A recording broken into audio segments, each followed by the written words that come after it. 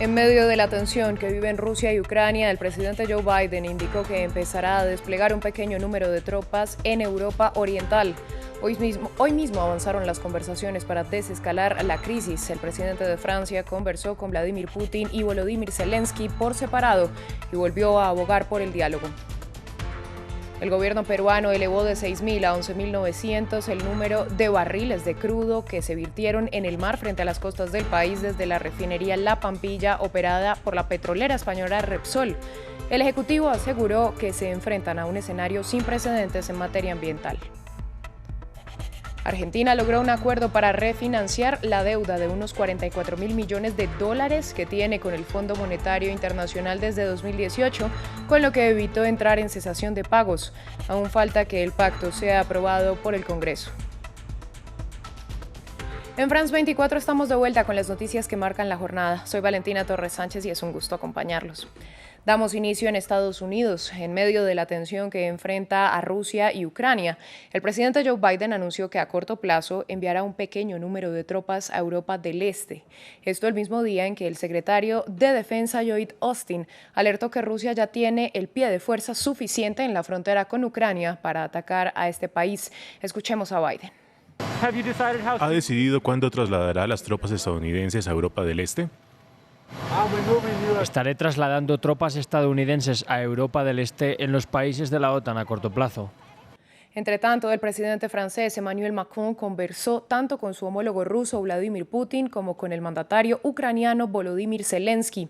Putin y Macron acordaron la necesidad de una desescalada de la crisis. Con Zelensky, el jefe de Estado galo enfocó su charla en la intención de mantener el avance de los diálogos diplomáticos con Rusia con la mediación de Francia y Alemania.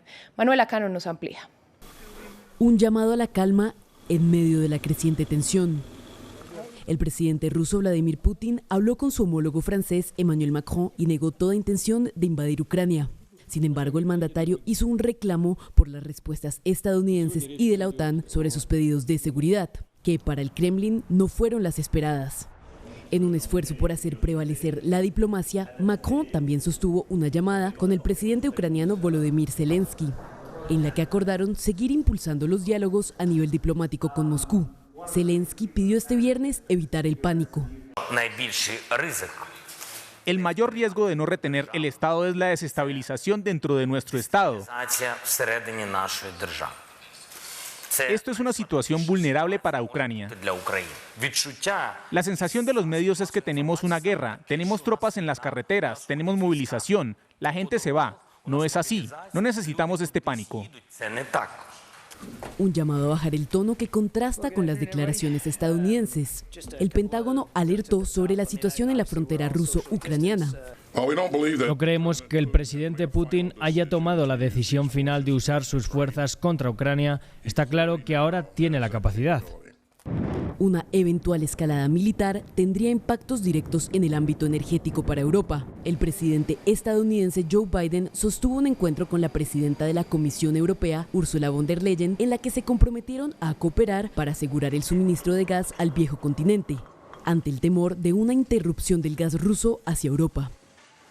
En Perú, las autoridades elevaron de 6.000 a 11.900 la cifra de barriles de petróleo derramados al mar frente a las costas del país y aseguraron que se trata de un escenario ambiental sin precedentes para la nación suramericana. A su vez, el ministro de Ambiente, Rubén Ramírez, aseguró que la compañía Repsol, encargada de la refinería donde ocurrió el vertimiento, no está realizando las labores de limpieza que se le asignaron. Desde Lima, Francisco Zacarías, corresponsal de France 24, nos dio más detalles. Las autoridades peruanas han actualizado sus cálculos respecto al volumen de petróleo derramado por Repsol en las costas de Lima a unos 11.900 barriles, según Alfredo Mamani, viceministro de Ambiente. Esta cifra es mucho más que los 6.000 barriles de crudo, como inicialmente había anunciado la empresa española, pero algunos especialistas señalan que los cálculos han quedado cortos y en realidad el crudo vertido al mar bordearía los 16.000 barriles de petróleo. Las autoridades peruanas afirman que esta nación se encuentra frente a un escenario sin precedentes en su historia ambiental. Hoy la justicia de este país prohibió por 18 meses la salida del Perú al ciudadano español Jaime Fernández y otros 3 funcionarios mientras continúan las investigaciones. Los inculpados deberán afrontar las indagaciones por el presunto delito de contaminación ambiental, que es sancionado por las leyes peruanas con pena privativa de la libertad de hasta 7 años. Por lo pronto, el organismo de evaluación y fiscalización ambiental, OEFA, ha impuesto una multa a Repsol por más de $4 millones.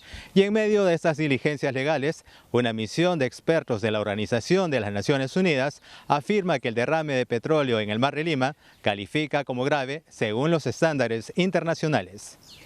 Vamos ahora hasta Argentina. El gobierno de Alberto Fernández logró un acuerdo con el Fondo Monetario Internacional para refinanciar los pagos de la deuda de más de $44.000 millones que mantiene desde 2018.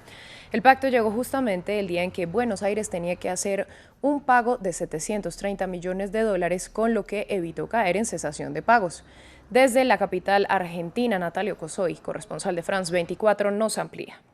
En primer lugar, una reacción favorable de los mercados. Cayó el riesgo país, que es una suerte de indicador de cuán cerca puede estar Argentina, en este caso, de una cesación de pagos. Bueno, no entra en cesación de pagos el país con este principio de acuerdo, con este entendimiento con el Fondo Monetario Internacional. También a nivel local cayó ligeramente el valor del dólar paralelo, del dólar no oficial, que en Argentina es leído como una especie de indicador de la confianza del propio país, de los propios argentinos en la estabilidad del futuro de la economía.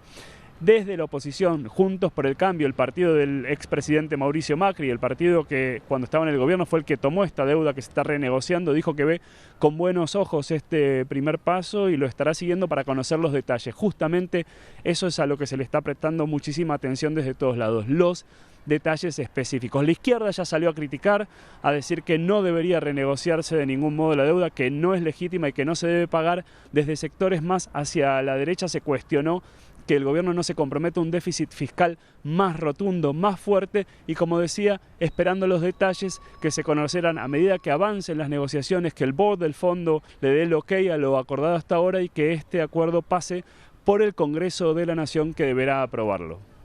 El presidente brasileño Jair Bolsonaro no se presentó a declarar ante la Policía Federal, con lo que incumplió la orden de un juez del Tribunal Supremo que la investiga por presuntamente difundir documentos secretos para desacreditar el sistema electoral. Faltando 11 minutos para el horario establecido, un abogado del jefe de Estado presentó un recurso para que Bolsonaro no tuviera que asistir a la diligencia, lo que fue rechazado por el juez. El jurista pidió que la decisión del juez federal fuese revertida o al menos evaluada por el Pleno del Tribunal.